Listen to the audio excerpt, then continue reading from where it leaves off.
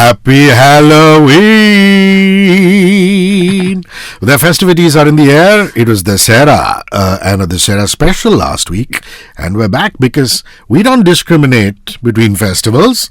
We love and celebrate all festivals. Welcome to Beyond the Plate with Chef Amrita, Raichand and me, Hrishi. How are you doing? And look at this, this beautiful devil here. It's obviously something really, really special for you today. Also because, fill in the blanks, Amrita, Raichand. Because 31st October happens to be my son's birthday. Obviously a very easy and no-brainer party theme. And believe it or not, this devil horn that I'm wearing is from 5, he's 16 now, 6 years old.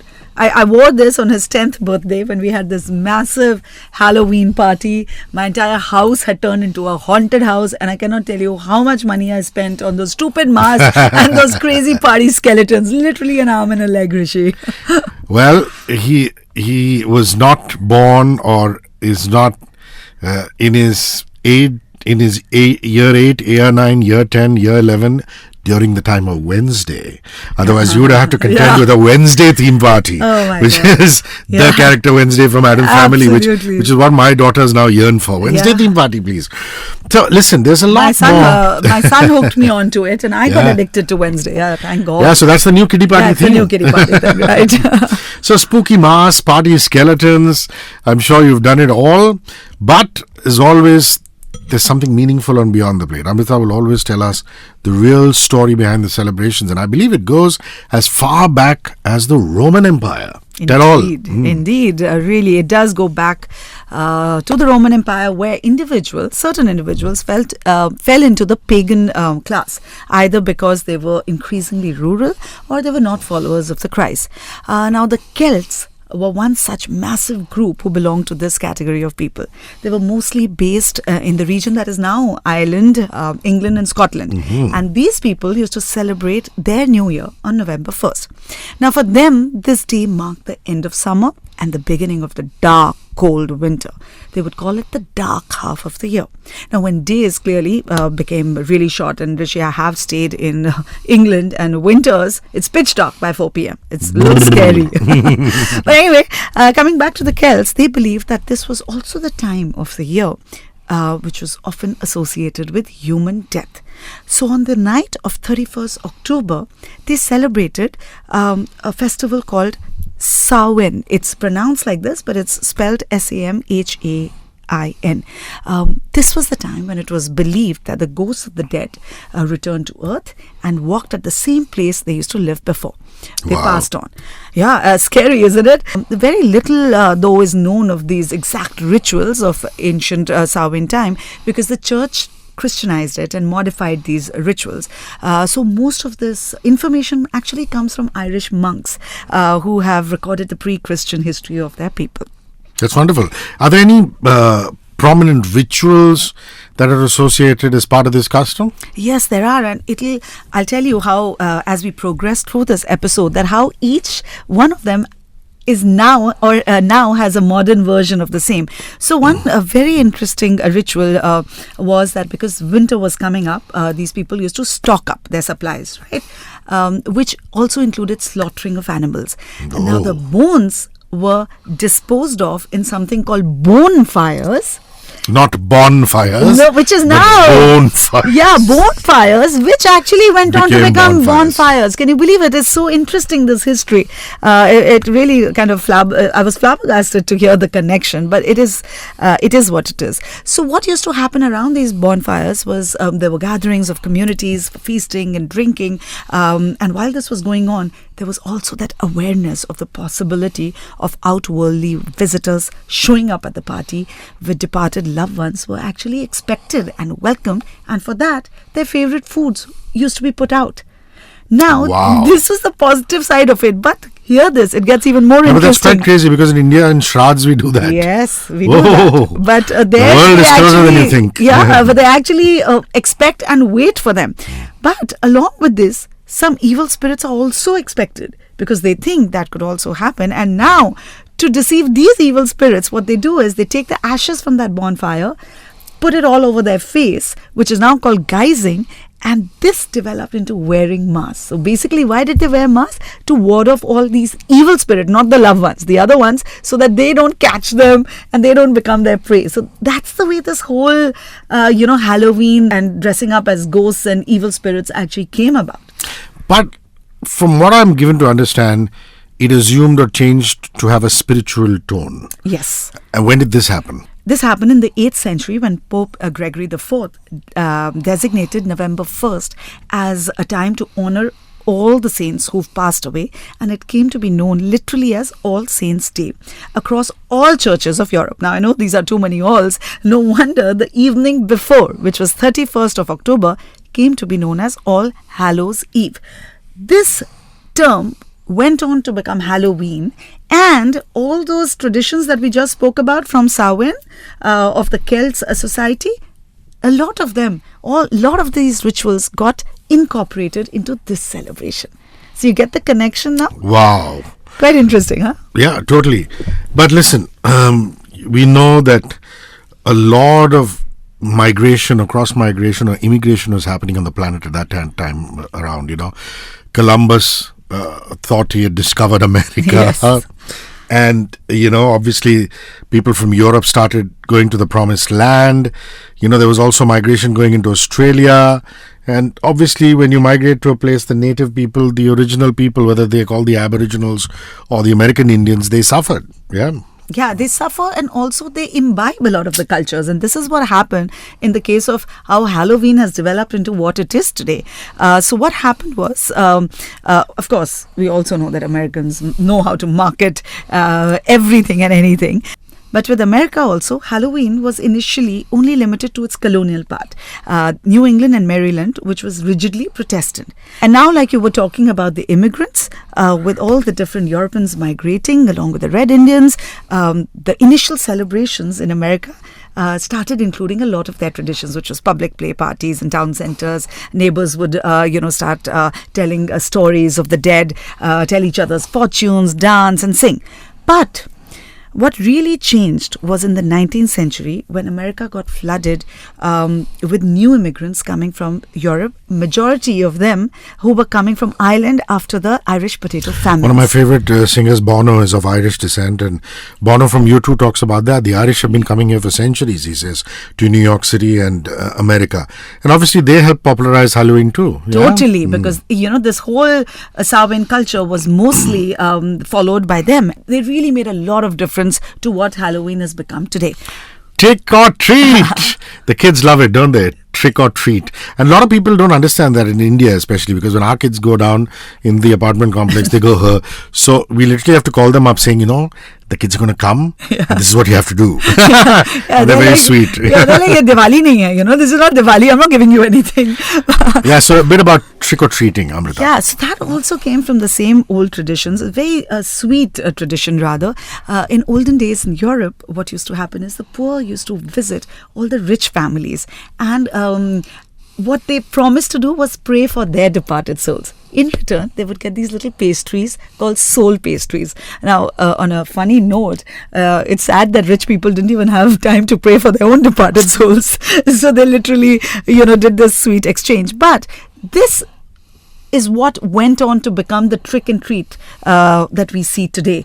Now, of course, children dress up in cute costumes. They go and, either sing or dance for them. And in return, they demand for lots of money, which Americans very happily give. And I mean, all over the world now, it's moved on. It's not just what happened in America. I think even in India, we celebrate Halloween in a big, big way.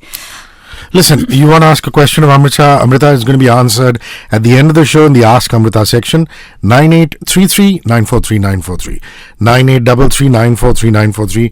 Put your question on WhatsApp along with your name. Now, Halloween food, and it has so much to do with pumpkin, which we call kaddu. Kaddu, yeah, our national vegetable. By Totally, the way. yes. Remember, we did a whole episode on that. Yeah.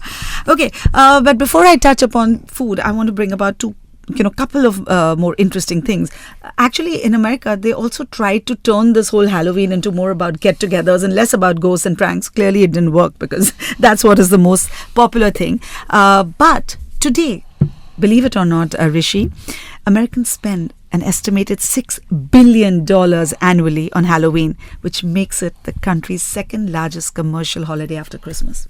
Wow, that's big. And That really is big. Yeah. And to think of it, food is not even a big so-called feature of this Halloween. It's probably the only festival where people don't really gather around a dining table to, have a meal together. However, food still is important in very different ways. A lot of customs and a lot of interesting traditions of Halloween are actually imbibed from many different vegetables and fruit. One of them, like you mentioned, is the pumpkin. You've seen those ghost lanterns, right? With carving. Yeah, and just like in our Ganpati, we are outdoing each other for the size of the idol. I believe the size of the pumpkin is supposed to be a big thing, yeah? It really is. And today they are specially carved. They're specially created for carving purpose. And believe it or not, the weight goes up to 1,000 pounds. And I think I'll just read this out. The current world record holder weighs in at a whopping 2,009 pounds. Can you believe that? Actually, it was not, this tradition didn't start with pumpkin. It was turnip that was used to carve. So what they did was they used to empty it out, carve it, and put a lantern in it. You've heard of jack-o'-lanterns, right? Jack-o'-lanterns, so this is how they did it. But when Irish came to America, they found that pumpkins were easier to carve on. And that's how pumpkin took over that role. Talking about such traditions, even apple plays a great role in these traditions. And you've heard of bobbing the apple? Yeah, of course. They hang that apple and you're supposed to bite it with your hands tied behind. Better than somebody putting an apple in your head and trying to shoot it, exactly. Whoa. But this tradition came from, a celebration of goddess Pomona, who used to be the goddess of orchards. So what happened in initial British folk tradition, any adult who could bite into this apple without using their hands apparently would be the first one to get married. Amazing. Trust Amrita to always give us the right mythology. I have a question for you. Which is the food item which is most consumed during Halloween? This I'm not and there's proud something to say. something to do with kids. It has to do with kids, but I'm also not very proud to say. But I have to tell you, like old food traditions were pumpkin and apple, but today it's actually candy. And it's really the runaway number one food item for this highly celebrated day. Can I give you the number? Yeah, sure. Of okay, it just pains my heart, but I have to tell you that in 2011, 2.3 billion was spent on Halloween candy. Oh, so goodness you can gracious imagine me. the amount of sugar. It's a lot of sugar, lots of sugar. Well, time for the recipe of the day. And I believe it has something to do with Halloween. The recipe for Halloween especially is scary pumpkin cupcakes with buttercream frosting. Now the ingredients for the cupcake, all-purpose flour, maida, sugar, pumpkin puree, cinnamon powder, butter, baking powder, vanilla essence, eggs and milk. We preheat the oven. We bring all of these together, and the detailed recipe is on my Instagram and YouTube, so don't worry about figuring out the sequence. We beat it nicely to make a nice fluffy and a smooth batter. Then we pour it into cupcake liners and we bake it at 180 degrees for about 20 minutes or till a toothpick comes out clean. Now that's the muffin. Once it's done, we take it out and we cool it. While it's cooling, we make the butter cream frosting. For that, we use butter, vanilla, powdered sugar, some chilled fresh cream, and we beat it all together to get a nice gooey frosting. Then we bring in that whole Halloween angle and the scary angle with spider webs. Now, if you're someone like me who cannot draw, what I usually do is I take a parchment paper with a pencil, I draw out these webs. Then I melt some chocolate, I temper it. How do you temper it? You basically check, you touch some of the chocolate on your lower lip. If it doesn't burn you, you know the temperature is right. Then you add it to a piping bag, and then you just draw over those designs that you've already shaped on the parchment paper. In about 5 to 7 minutes, it sets. If it doesn't, just put it in the fridge for a bit. You have these cute spider webs that are ready. Then you take your cupcakes, you add the buttercream frosting, and then you top it up with these scary spider webs. Yummy but spooky, as Jim Carrey would say in The Mask. Well, it's time to round it all up with the Ask Amrita section. This is Neeti. Hi Amrita, love your show. Are high fiber diets always beneficial for a good gut, is her question. Hi Neeti, I'm so happy to hear that you're enjoying this show and a great question. Yes, high fiber diet is definitely good for the gut, but where things go wrong is if you overdo it. For the overall health, it's very good. For your gut, it's very good. And in fact, you should have a variety of fibrous food, which means don't stick to just one type of food. Add in that variety, which is very good for the gut. We've done an entire episode on gut health. Please watch it on Radio 1 International YouTube channel. You'll get to know more about it. But where things go wrong is if you add too much fiber too quickly, because the intestine, that causes a lot of intestinal gas, abdominal bloating and cramping. So if you need to increase, do it gradually, because then you allow the natural bacteria in your digestive system to adjust to the change. The other thing that you have to keep in mind while having a lot of fibrous food is to consume enough water, because fiber only performs to its best capability when it absorbs the water to make that movement through the passage of the digestive system soft and smooth. So really, really important to have a lot of water. Very often we give healthy names to individual ingredients, but there is a lot that goes along with it for it to be beneficial to the overall health. So I'm glad you asked this question. I hope this answer satisfies you. All of you who listen, 9833-943-943. Time is up this time, but we will take up your questions and answer them diligently next week.